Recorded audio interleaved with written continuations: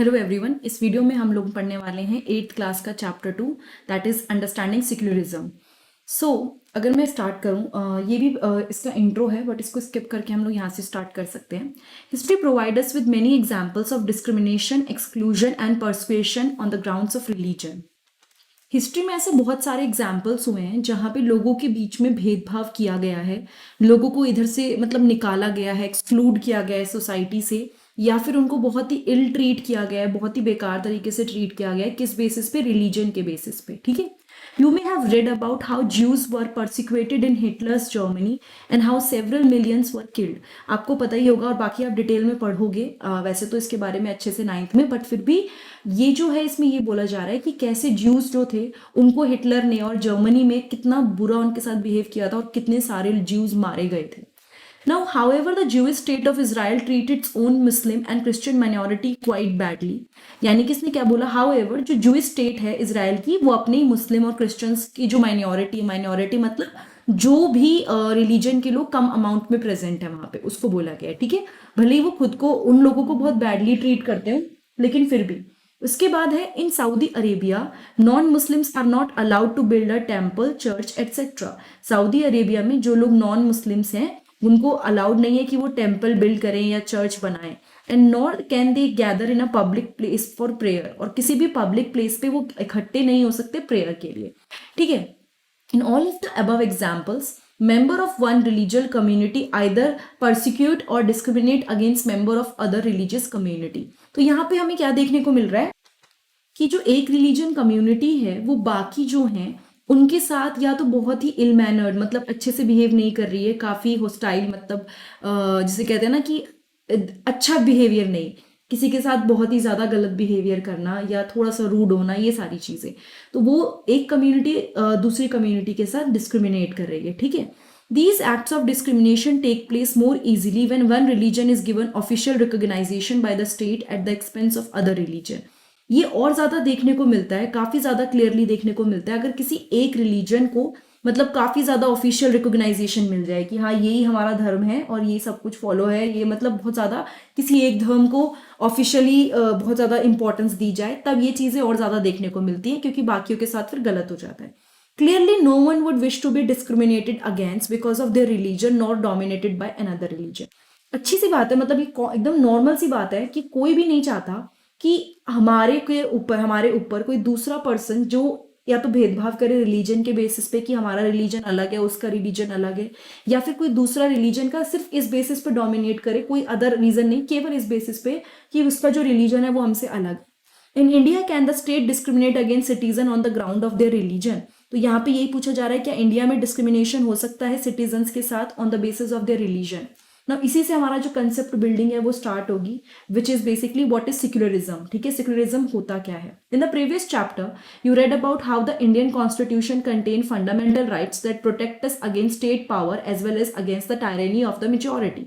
यानी इन्होंने क्या बोला कि हमने इससे पहले चैप्टर में यही पढ़ा था कैसे जो फंडामेंटल राइट्स हैं वो हमें स्टेट पावर से या फिर जो भी मतलब कोई हमारे साथ अगर भेदभाव करना चाहे या कोई अगर अपनी मर्जी चलाना चाहे, अपनी मनमर्जी करना चाहे, कोई मेजॉरिटी, तो वो ना कर पाए, उस सबसे कैसे हमें हमारे फंडामेंटल राइट्स बचाते हैं।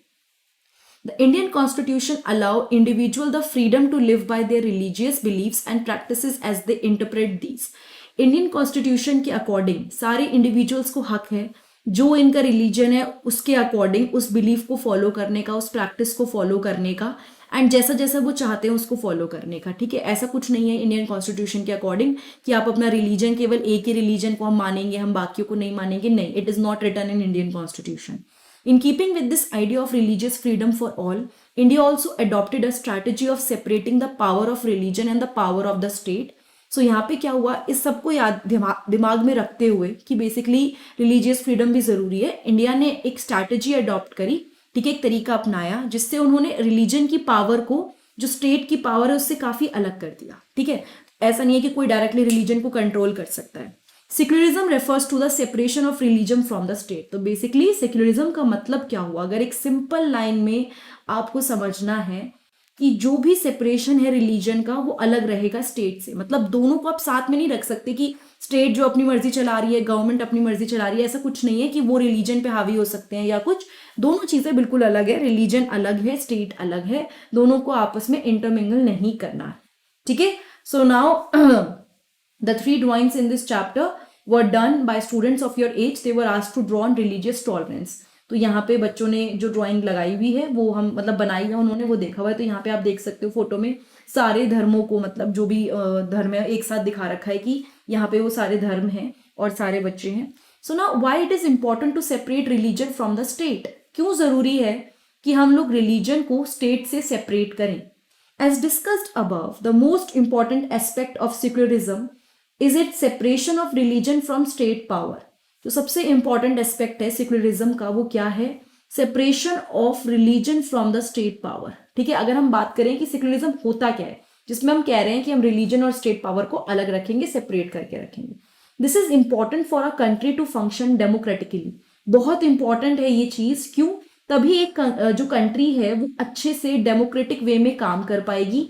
उसके बिना बहुत मिक्सअप हो जाएगा, मिंगल अप हो जाएगा और बहुत ज्यादा गलत भी होगा। Almost all countries of the world will have more than one religious group living in them.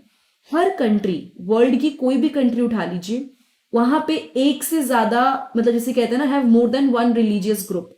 उनका एक से ज्यादा रिलीजियस ग्रुप है जो एक कंट्री में रह रहा है। ऐसा नहीं है कि एक कंट्री में एक ही टाइप के लोग रह रहे हैं, और लोग भी हैं, भले वो माइनॉरिटी में हो, नंबर उनका कम हो। Within these religious groups, there will most likely be one group that is a majority. इन सभी religious group में एक ना एक ऐसा ग्रुप होगा जो कि मेजोरिटी में है, ठीक है, जो ज्यादा नंबर में है। If this majority religious group has access to state power, then it could quite easily use the power and financial resources to discriminate against and persecute persons of other religion.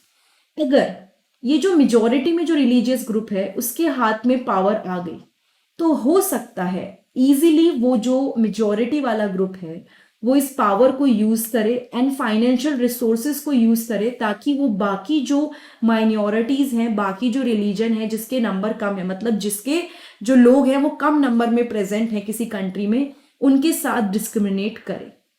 ठीक है, this tyranny of majority could result in the discrimination.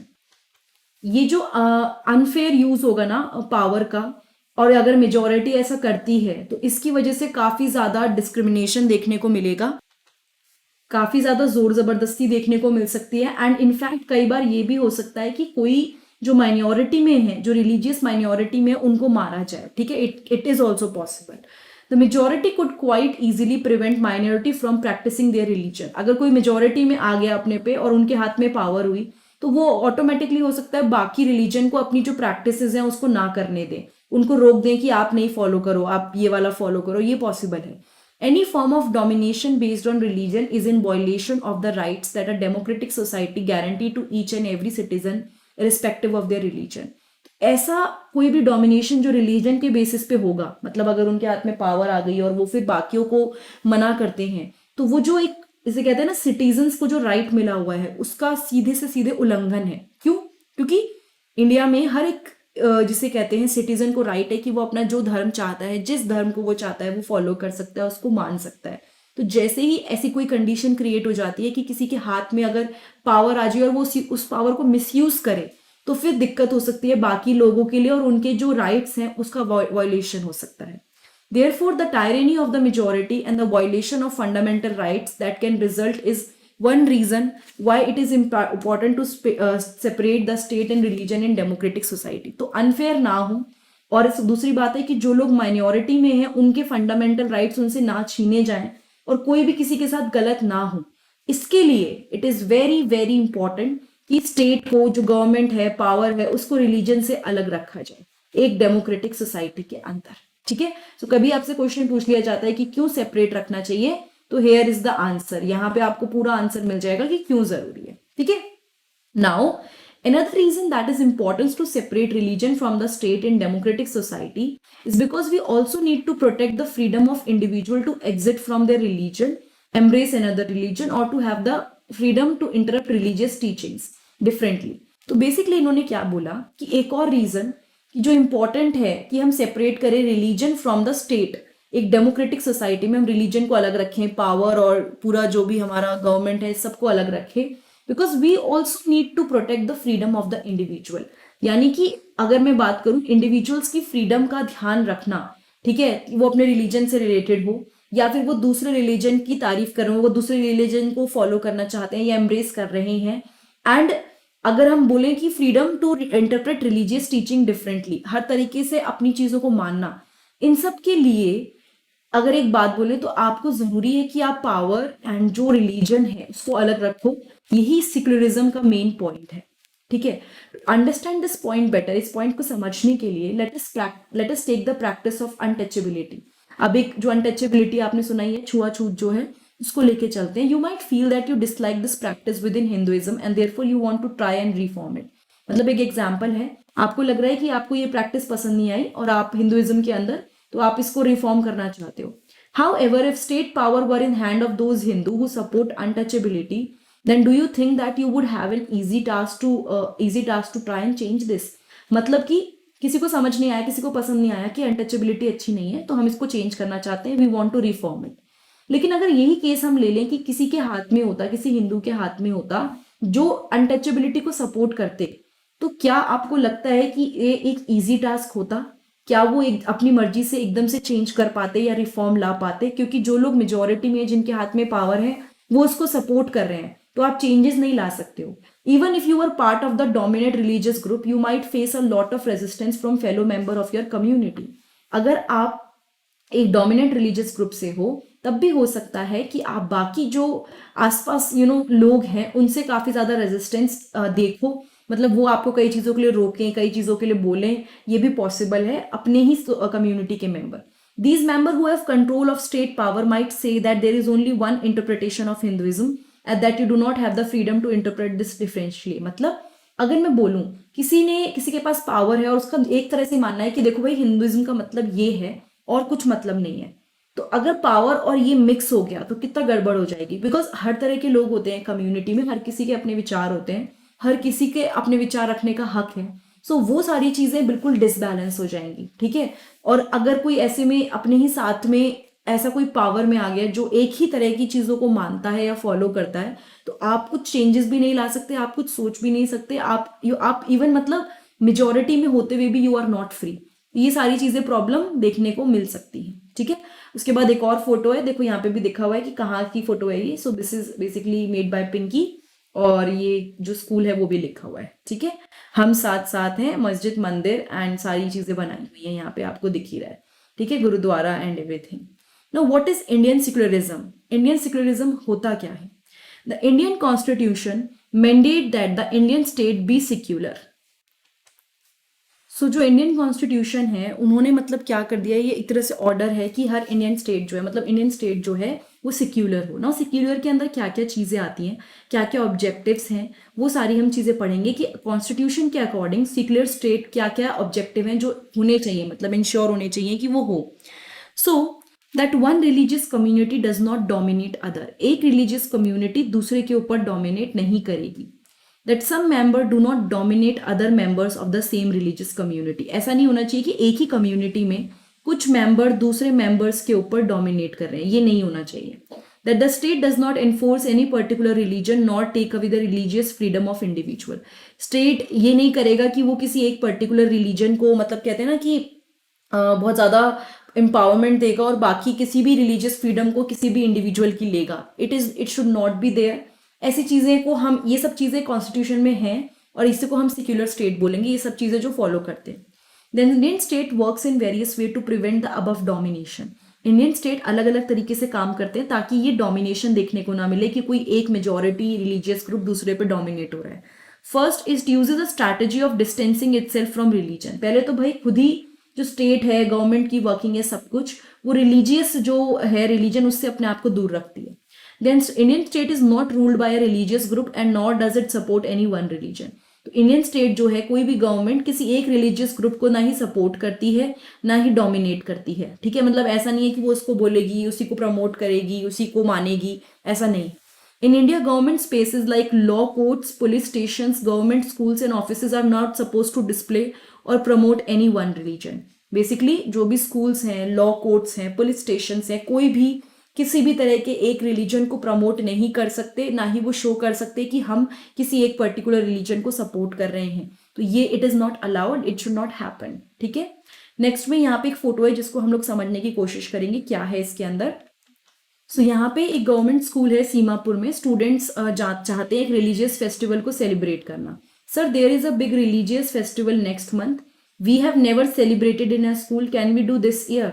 मतलब ये वो बोलते हैं कि sir हमारे school में मतलब एक बहुत ही बड़ा रिलीजियस फेस्टिवल आ रहा है नेक्स्ट मंथ, क्या हम उसको स्कूल में सेलिब्रेट कर सकते हैं, हमने कभी भी उसको सेलिब्रेट नहीं किया है स्कूल के अंदर।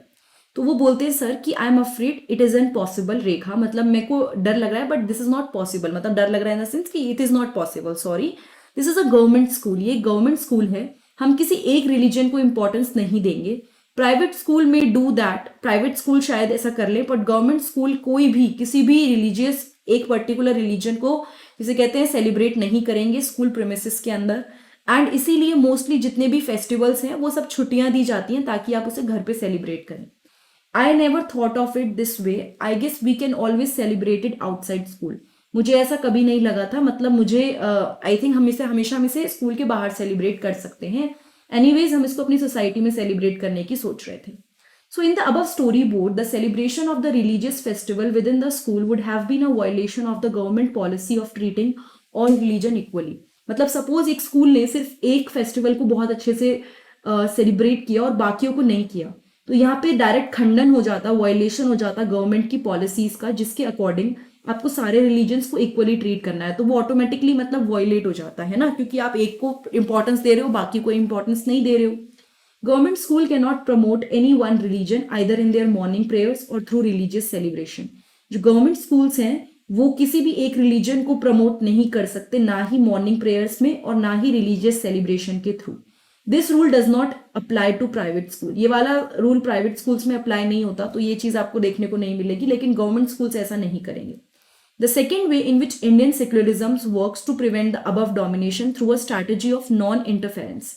एक और जो स्ट्रैटेजी हो गई दैट इज नॉन इंटरफेरेंस। ठीक है, अभी इससे पहले हमने पहली वे देखी किस तरह से स्टेट अपने आप को दूर रखता है। ठीक है, ये फर्स्ट है, this is the first strategy, और फर्स्ट के बाद जो सेकंड है वो ये वाली स्ट्रैटेजी है। ठीक है, this is the second strategy. So second strategy के according in which Indian secularism work to prevent the above domination is through a strategy of non interference. This means that in order to respect the sentiments of all religion and not interfere with religious practices, the states make exception for particular religious community. देखो यहाँ पे क्या हुआ, इन्होंने बोला कि सारे जितने भी रिलीजन है सबके जो भी इमोशंस हैं, सबके सेंटिमेंट्स को रेस्पेक्ट करने के लिए वो उनकी रिलीजियस प्रैक्टिसेस के साथ इंटरफेयर नहीं करेगी। इसीलिए कुछ ऐसी कम्युनिटीज हैं जिनके लिए एक्सेप्शंस हो सकता है। मैं इसका एक एग्जांपल नीचे दिखाती हूँ आपको। A group of friends who have recently bought scooters are meeting to go for a ride together. तो काफी सारे दोस्त हैं जो साथ में जा रहे हैं। Hey, I hope you have a helmet. You know the law is in Delhi required that you wear one. I hope कि तुम्हारे पास हेलमेट है, क्योंकि दिल्ली में ये लॉ है कि आपको हेलमेट पहनना है, एंड आपने हेलमेट क्यों नहीं पहना है आपको फाइन लगेगा। तो उन्होंने बोला don't worry, I will not be fine. तो उसने बोला कि तुम टेंशन मत लो, मेरे को फाइन नहीं होगा अगर मैं हेलमेट नहीं भी पहनता हूँ तो उसने बोला why you won't be fine. तो उन्हें बोला सिख्स जो होते हैं, मतलब सिख जो लोग होते हैं, उनके लिए पगड़ी पहनना एक बहुत ही इंपॉर्टेंट पार्ट है उनके रिलीजन का, उनकी सेंटिमेंटल वैल्यू इस चीज से रिलेटेड है, उनकी रिलीजियस वैल्यू इस चीज से रिलेटेड है। तो गवर्नमेंट उनको फोर्स नहीं कर सकती कि पगड़ी मत पहनो और हेलमेट पहनो, इसलिए गवर्नमेंट ने उनके लिए एक्सेप्शन बना रखा है ताकि वो सबको रेस्पेक्ट भी दें और दूसरी बात किसी दूसरे को किसी के सेंटिमेंट हर्ट भी ना हो। इस ऊपर के स्टोरी बोर्ड में Paramjit the Sikh youth does not have to wear a helmet, उसको हेलमेट पहनने की जरूरत नहीं है, बिकॉज इंडियन स्टेट ने रिकॉग्नाइज किया है कि पगड़ी जो है, टर्बन पहनना, ये एक सिख की रिलीजियस प्रैक्टिस है और उसके साथ इंटरफेयर नहीं करेगी गवर्नमेंट, इसीलिए वहां पे कुछ ऐसे लॉज हैं जो किसी किसी के लिए एक्सेप्शन होते हैं।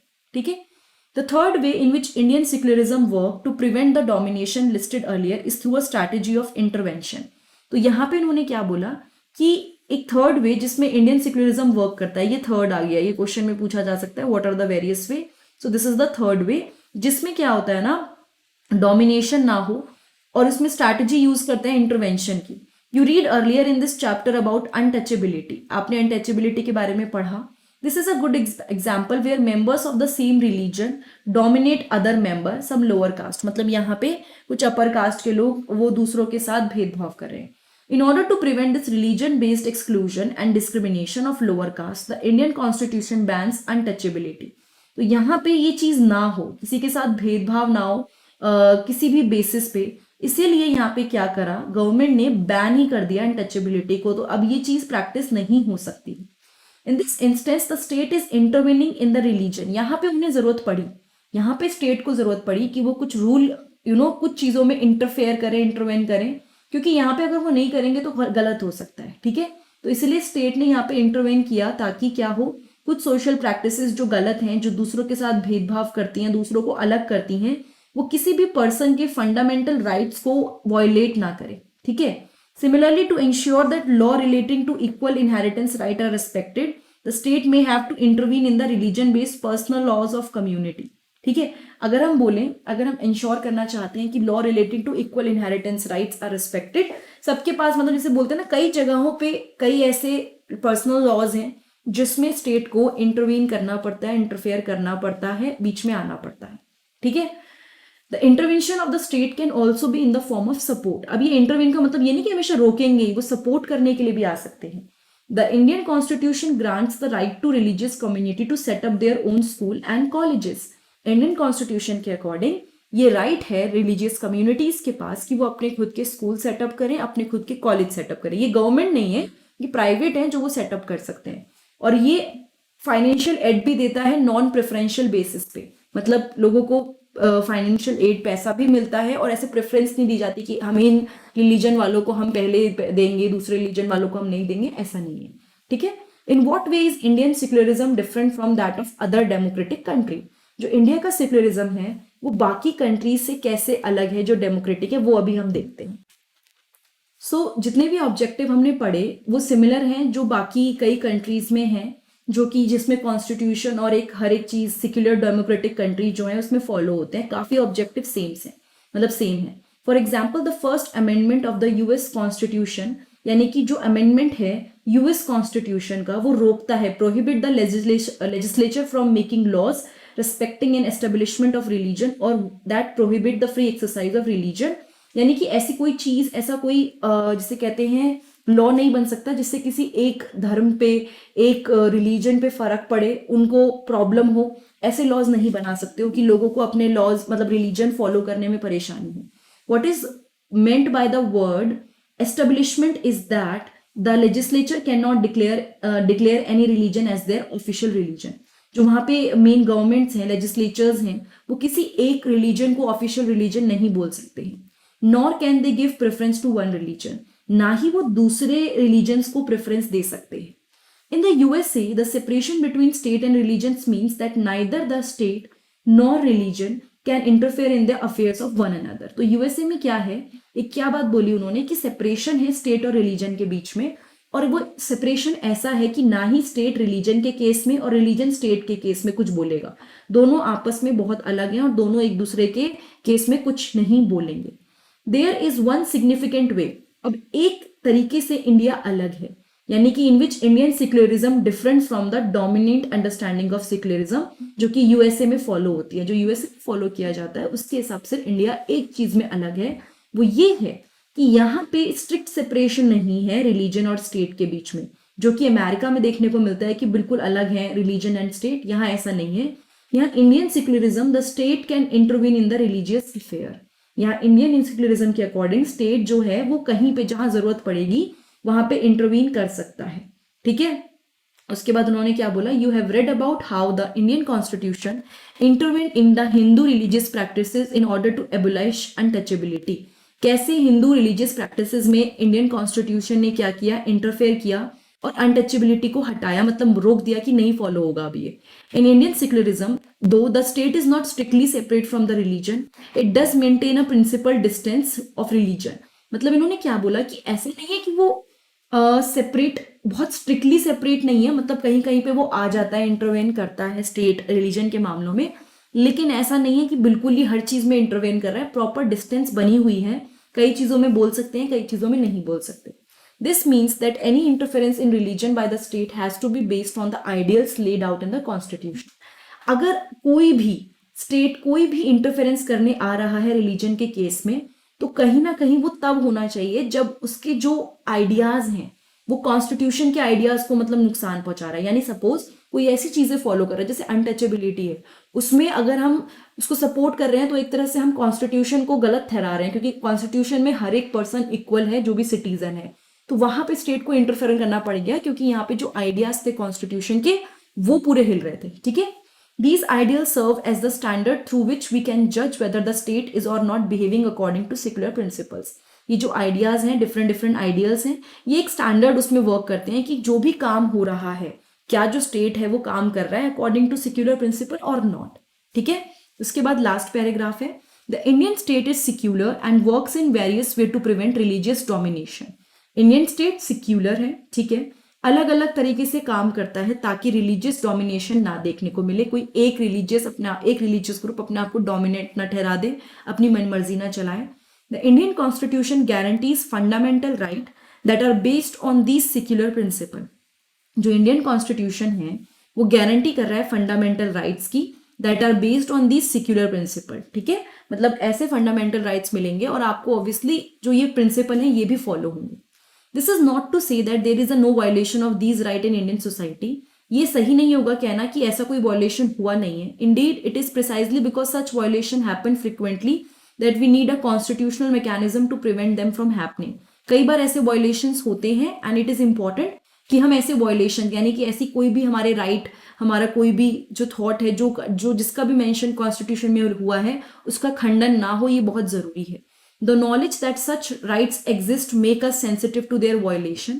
अगर हमें नॉलेज होगी कि ऐसे राइट्स हैं हमारे पास, तो जब भी इनका वायलेशन होगा, कोई इनका खंडन करेगा, कोई इनके अगेंस्ट जाएगा, तो हमें पता है कि एक्शन लेना है। और दूसरी चीज हमें पता रहेगा कि कुछ गलत हो रहा है। अदरवाइज हमें नॉलेज ही नहीं होगी तो हमें पता ही नहीं होगा कि गलत हो रहा है। ठीक है, उसके बाद है next is in February 2004 France passed a law banning students from wearing any conspicuous religious or political signs or symbol, such as the Islamic headscarf, the Jewish skull cap, or large Christian crosses. This law has encountered a lot of resistance from immigrants who are mainly from the former French colonies of Algeria, Tunisia, and Morocco. In the 1960s, France had faced a shortage of workers and therefore had provided visas for their immigrants to come and work in the country. The daughter of these immigrants often wear headscarves while attending school. However, with the passing of this new law, they have been expelled from their schools for wearing headscarf. तो basically 2004 में France ने law पास किया कि कोई भी student कुछ भी नहीं पहनेगा, चाहे किसी भी पार्टी से, किसी भी रिलीजन बिलीफ से हो, कोई पॉलिटिकल साइन नहीं पहनेगा, चाहे वो हेडस्कार्फ हुआ, चाहे वो स्कल कैप हुआ, चाहे वो क्रिश्चियन क्रॉसेस हुआ, नोबडी विल वेयर एनीथिंग। ठीक है, तो कई ऐसे लोग थे जो इमिग्रेंट्स थे जिनको बाहर से बुलाया गया था, तो उनकी जो डॉटर्स थी वो हेडस्कार्फ वगैरह पहनती थी, तो ऐसे लोगों को एक्सपेल आउट कर दिया गया from their school for wearing the headscarf. तो ऐसे बहुत सारे केसेस हैं। इसके अलावा we have almost done with this chapter. ये एक छोटा सा पार्ट रह गया था, इसको पढ़ लेते हैं। In the United states of America, most children in government school have to begin their school day reciting the Pledge of Allegiance. The pledge include the words "under God." It was established more than 60 years ago that government school students are not required to recite the pledge if it conflicts with their religious belief. तो यहाँ पे क्या बोला, United states of America में जो mostly बच्चे हैं government schools के, उनको अपना डे स्टार्ट करना पड़ता है प्लेज ऑफ एलिजेंस। और ये जो प्लेज है इसमें अंडर गॉड आता है word.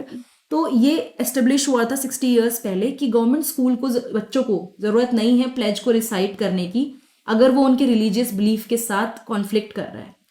Despite this, there have been several legal challenges objecting to the phrase "under God," saying that it violates the separation between church and the state that the First Amendment of the US Constitution guarantee. उसके बाद भी कई लोगों ने बोला, challenge किया कि ये जो अंडर गॉड वर्ड है, ये जो पहला अमेंडमेंट है कॉन्स्टिट्यूशन का, उसको वायलेट कर रहे हैं। ठीक है, the above photo show student taking the pledge of allegiance in the government school in the USA. ये फोटो दिखा रहे हैं कि वो प्लेज ले रहे हैं, और फिर कई लोगों ने बोला कि ये उसको जो अमेंडमेंट में जो मतलब कॉन्स्टिट्यूशन में जो अमेंडमेंट है फर्स्ट अमेंडमेंट, उसको वायलेट कर रहा है साफ साफ। ठीक है, तो this was whole thing about the secularism.